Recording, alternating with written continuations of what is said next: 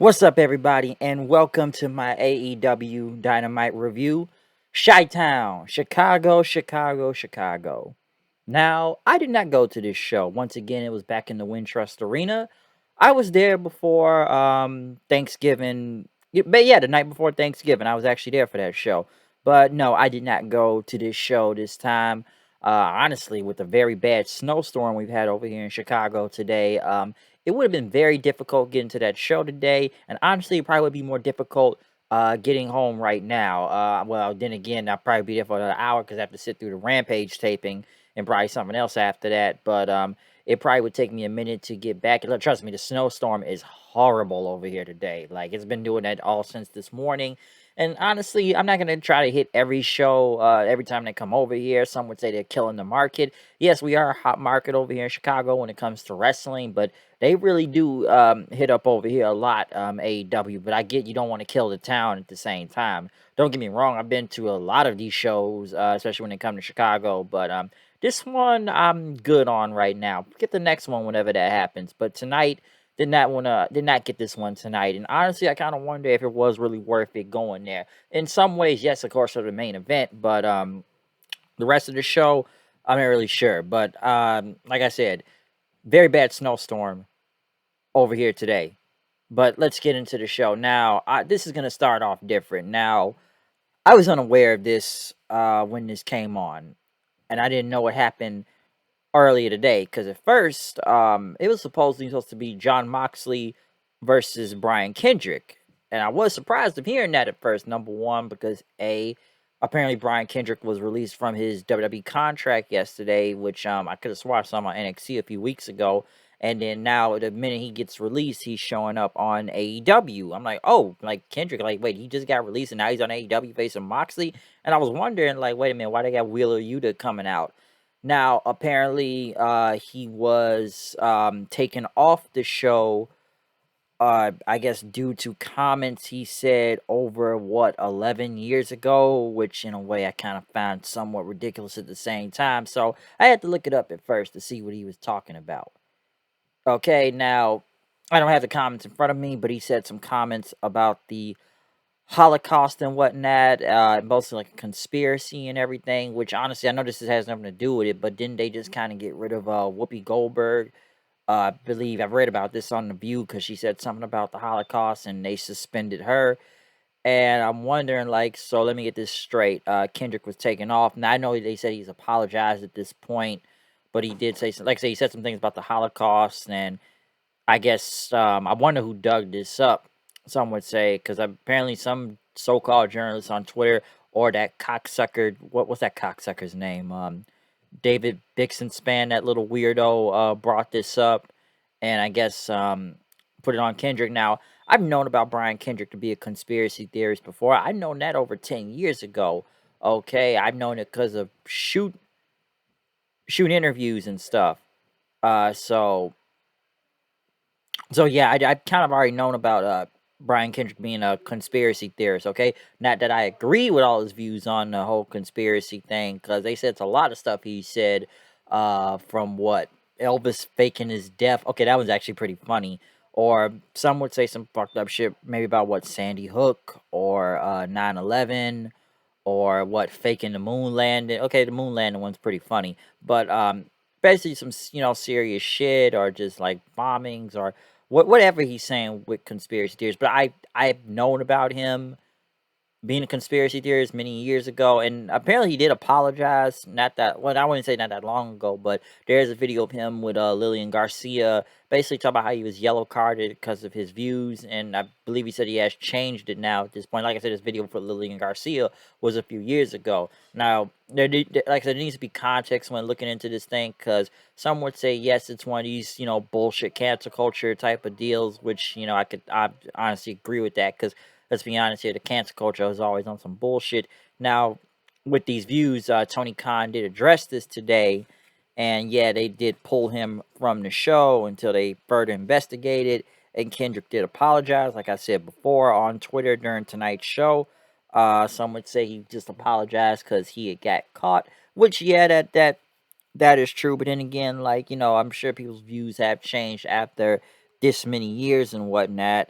Um, and stuff. And I'm not gonna sit here and crucify this guy like a lot of other people have on the internet. I do kind of find it very convenient that a lot of this stuff comes out before he has his debut match on Dynamite and just join AEW itself. So that is kind of convenient that all this happens right out of the blue and everything. But nowadays motherfuckers will catch you for anything. Whether you said something 10 years ago, 20 years ago, 30 years ago, these so-called marks or what are they called? The SJWs will cancel you for that. Okay, like I said, I'm not gonna sit here and say I agree with Kendrick's views or whatever he said about all this. Okay, like I said, when it comes to subjects, like I said, from the Holocaust or like I said, 9/11 or anything, I don't have to agree with him, but I'm not gonna sit here and crucify him. I'm just gonna say, all right, he's just some conspiracy theorist and let him believe what he wants to believe. Not that I have to agree with it, but I'm not gonna go into this whole cancel culture thing. Um, with him right now. Obviously, I don't think we may see him on this show for the foreseeable future, or if he's even going to be still part of this company. Sure, they probably could just do some shit. Is it like what, like with the Sammy thing, just like send you to some quote unquote reform school for like a month and then come back and maybe everybody will forget about it and move on and whatnot, which probably will be the case even with Kendrick himself. But like I said, but just because of the stuff he says, like I said, the guy said a lot of stuff. All right, he really has. So, obviously, it must be catching up to him now at this point in time. And listen, this is Tony Khan, his company. He can do what he wants with it and everything. But some say this is with Tony Khan trying to stay woke, and he has to learn that he has to deal with these type of situations when he's done it before. Some would say with the whole Max Caster thing, with the whole rap. Personally, I think that was really dumb to even try to suspend Max Caster over just some rhymes that weren't even that good rhymes, anyways. But I just think the people that would complain are motherfuckers that don't listen to rap or just getting butthurt in general. But and stuff. And then again, this was on a tape show, so why didn't they take this off if they knew it was taped and everything? But you know, obviously Tony Khan has to do. He had to do something. So taking him off the show, I guess, was what it was and whatnot. So I don't know. Like I said, Kendrick's views, I'm sure they have changed at this point. I don't know. They said he apologized, but hey, take how you want to take it, okay? That's all I'm gonna say. Take how you want to take it, because I was unaware about this when the show started. I didn't know why he was taken off the show and whatnot. I didn't really look this up until a little bit after I finished watching Dynamite tonight. Then I start reading about all this stuff, because this is like from what fucking high spots with this video of him saying all this stuff. Okay, so like I said, the so-called journalists want to dig this up. Like I told you, the cocksucker known as Vixen Span and whatnot wanted to do this. But then again, it's not like the first time we've seen wrestlers and have some whatever conspiracies or whatever their thoughts on whatever type of subject and whatnot, okay? But like the Kendrick thing, this is nothing new to me because I known about him being a conspiracy theorist in the past, okay? So I don't know, man. Take how you want to take it, but I'm not gonna sit here and bury this guy all the way and whatnot, especially over some shit. What was, like I said, over what, 11, 12 years ago. Like I said, mostly I'm sure his views changed. Like I said, go look at the clip with Lillian Garcia and you'll see what I'm talking about. Okay, but then again, some would say, are you apologizing because you got caught and it's now caught up to you at this point and stuff? So it's many ways of looking at this whole thing, but I'm not gonna sit here and go in and act all offended like a lot of other people have. Unless it has affected them, then to that particular subject, and that's different. But I'm not gonna act like the people that want to pretend to be offended so they can just get some likes on Twitter and everything just to be something. I'm not gonna do shit like that. So we'll see what happens with Brian Kendrick next. But I'm just going on my thoughts of what I know about this whole situation. Like I said, I didn't learn about this till earlier tonight, okay? Because I was already confused why he was off the show. But John Moxley did go against Wheeler Yuta. Wheeler Yuta was the replacement. Orange Cassidy and Danhausen. I guess Danhausen joined up with them. I guess like the match was what it was. Moxley killed Yuta. Then I swear the last time Moxley was on the show before he went into rehab, then he murdered. No, I think it was one of the Dark Order guys, but he murdered Yuta too at one point, just killing him and stuff. But after Moxley won, Bryan Danielson came out. Fans did yes chants, and then you asked the people, "Do you all want to see us fight?" And Danielson went on to say, "I want to fight you for a long time." And we've seen a new Moxley since he's come back, all right? So give it up for him and stuff. But, I'm sure you want to be the AEW World Champion again, okay? Because you're at the best and whatnot. But, listen, you could still be the champion if you have some support, all right? And, we shouldn't be fighting against each other. We should fighting with each other, okay? Some fans did chant yes for this. And, everybody in the building, they love this company. But, there's no reason that a millennial cowboy should be the world champion right now. Or a guy dressed in a dinosaur mask should be the tag team champion. Or someone that just does not contribute to society, just running a vlog should be the TNT champion. We could have all those titles. We could take what we want around here, okay? We could help this new talent like Wheeler Yuta or, Daniel Garcia or even Lee Moriarty. Put these guys under our wing and we could build the future of this company. We could leave a legacy behind, all right? And listen, the crowd may not like me, but they sure like you, okay? And they like what I'm talking about, which the fans, they did agree like what Danielson was talking about. So, listen, I know you got a lot on your plate, so don't answer right now. I'll give you time to think about it, but just come on, just think about it. Just, think about what you want right now. So, I guess Moxley was contemplating on it. So Danielson, he made some really good points out there. Okay, and it is interesting that he wants Moxley to join. Is it a group? Is it something? I don't know what he's trying to lead for. Take some type of takeover and whatnot. But I don't know what Danielson really has planned. But he's got a very interesting. Will Moxley join up with him? So I did like that promo, and it was really interesting to me about that. Now, next we get probably the worst thing out of the entire night. Brandy Rhodes, which she basically got booed out the building, talking about Chicago and how the fans were nice to her. I don't know where. And once again, this is almost looking like last time, okay? We got Dan Lambert out there, which, by the way, Dan Lambert's getting a lot of TV time. And Lambert come, you want to believe in your own bullshit and have your reality show or try to be Brandy from the block and whatnot, or like these boulder things that you and stuff sticking out of your shirt right now.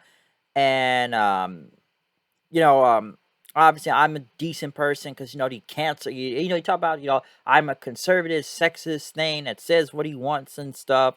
Try to get heat. And Brandy talked, trying to talk about Paige, we only hired you because we couldn't get Josh Alexander and stuff. Which then the fans chanted, shut the fuck up. Which it's funny because who are we supposed to like here? Lambert's already a heel, okay? And like I said, I've said about Lambert before, like, cut the great promo.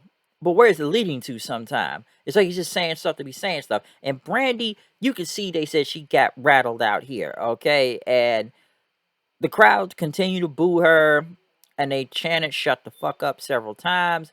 And you know, basically she's trying to go at the crowd, but then Brandy went back to talking about Lambert, saying, your fighter lost to Jake Paul or Amanda Nunes and stuff. Why don't you go work on America's top team and stuff instead of focusing over here?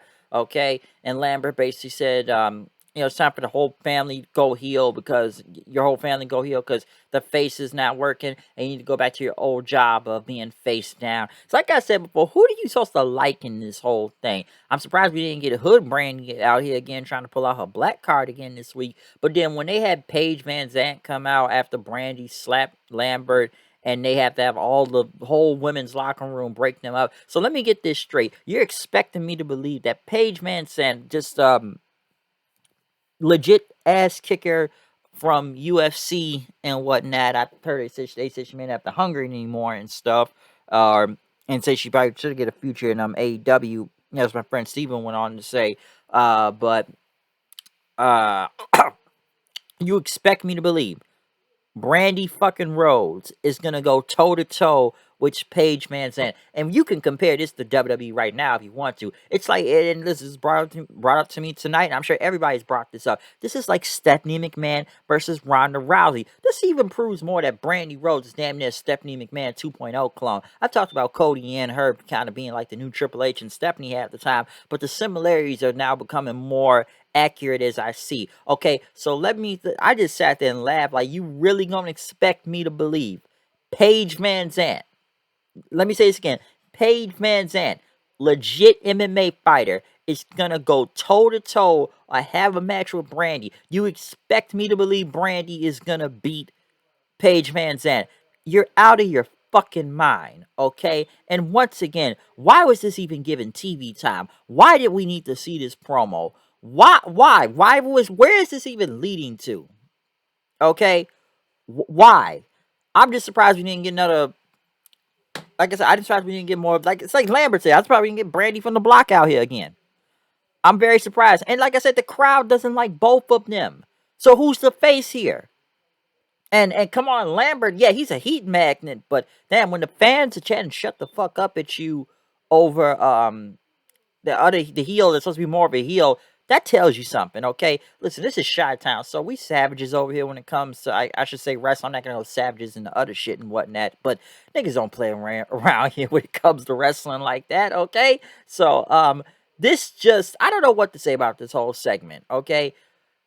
It just was bad, okay? I don't know where this is leading to, but I really don't want to see Paige Van Zandt versus Brandy. That is just fucking dumb. Okay, that's just really dumb. And Brandy, thinking that, they said she's been a heel or she's a face or whatever she's supposed to be. I don't know. But dude, Brandy has go away heat. Okay, Brandy doesn't have heel heat. She doesn't have like just regular heat. This is go away heat.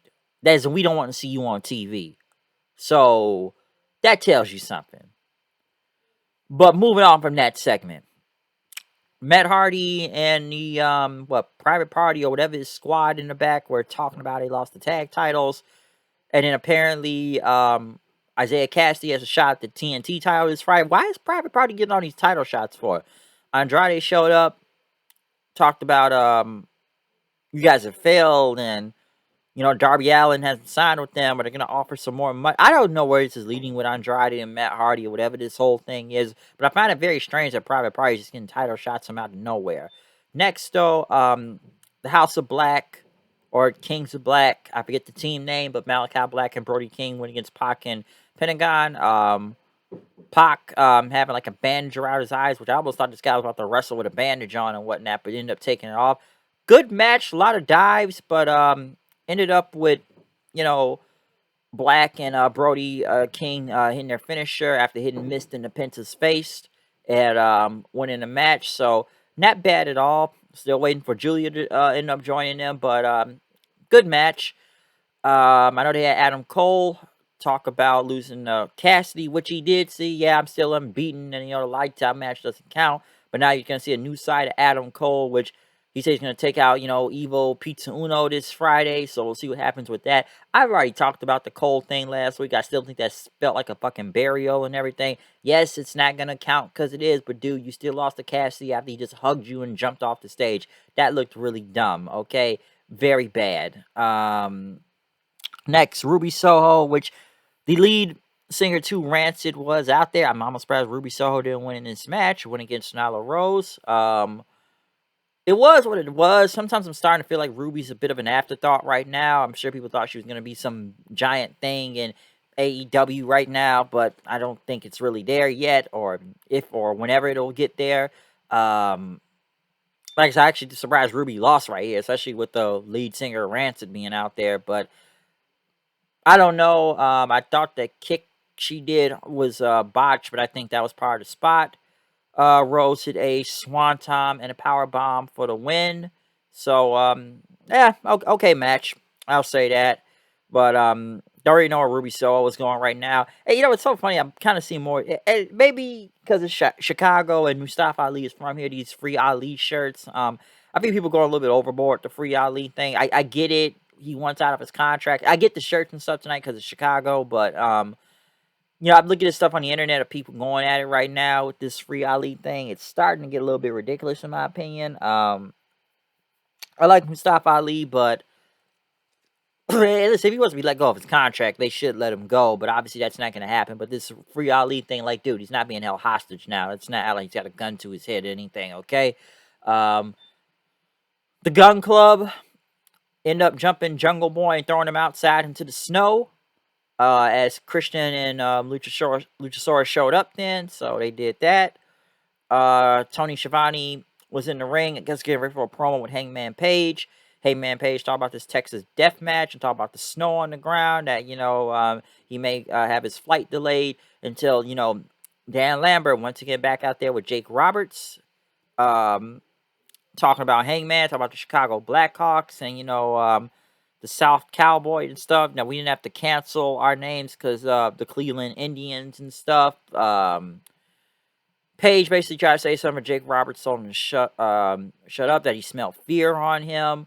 Which he started saying, I don't think it was what chance directed at Jake Roberts. I probably heard a couple of them, but not much. Lance Archer came out. Him and Hangman brawled and whatnot. Lambert had a chair. Page had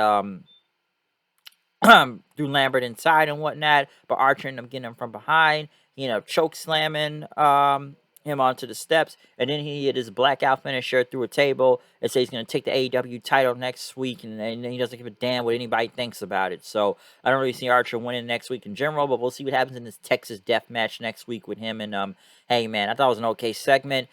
Chris Jericho was in the back talking about Santana Ortiz. Talk about, they won't want to tag him into the match and stuff. So we're going to have a team meeting that he's the influencer all of a sudden. Chris Jericho, the influencer, and stuff.